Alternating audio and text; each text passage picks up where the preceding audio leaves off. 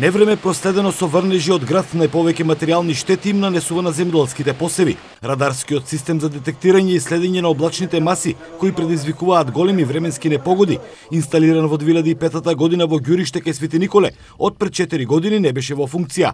На иницијатива на локалната самоуправа и директорот на станицата, Министерството за земјоделие одвои средства за санација на проблемот. Недозволиво е да неколку години не биде во функција. Мене ми е особено драго што денеска тука е завршена и работата за надградба и за поправка на целиот овој систем во Ѓуриште, преку програмата за рурален развој, каде што се одвоени 3 милиони денари за овој систем. Од почетокот на годината извршена е реконструкција на повеќе метеоролошки станици во Штип, Демир Капија и Крива Паланка и инсталирање на агрометеоролошки станици во градско Кочани и Струмица.